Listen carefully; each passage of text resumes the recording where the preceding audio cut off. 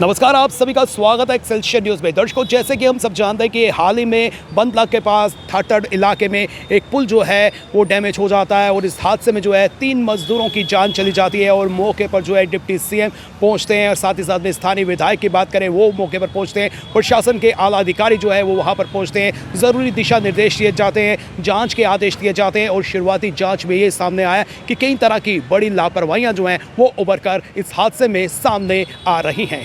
इस पुल हादसे की शुरुआती जांच में 3 बड़े कारण सामने आए हैं। हादसे के समय निर्माण स्थल पर मिक्सर मशीन चलाई जा रही थी जो क्षतिग्रस्त हिस्से के पास रखी गई थी। मशीन से पैदा हो रहा कंपन भी इस हादसे की एक वजह माना जा रहा है। जांच में यह भी सामने आया कि पुल काफ़ी पुराना था और हाल ही में आई बाढ़ के कारण इसके ढांचे को नुकसान पहुंचा था। कई हिस्सों में दरारें आ चुकी थी, लेकिन इसके बावजूद पुनर्निर्माण के बजाय मरम्मत का फैसला लिया गया। सबसे अहम बात, पुल के बीच से गुजर रही पानी की पाइप लंबे समय से लीक कर रही थी। बताया जा रहा है कि 26 अगस्त की बाढ़ में ये पाइप क्षतिग्रस्त हो गई थी, लेकिन जल शक्ति विभाग ने समय रहते इसकी मरम्मत नहीं की। हादसे के वक्त बड़ी संख्या में मजदूर मौके पर काम कर रहे थे। दीवार गिरते ही भगदड़ मच गई और 4 मजदूर भारी पत्थरों की चपेट में आ गए, जिनमें से 3 की मौके पर ही मौत हो गई। अब इस हादसे के बाद इलाके में पेयजल संकट भी गहरा गया है। अब अपर ठट्टर के लोगों को टैंकर्स के जरिए पानी सप्लाई की जा रही है। इस हादसे में हमने 3 मजदूरों को खो दिया है। हालांकि समिति का गठन कर दिया गया है। समिति जो है जांच कर रही है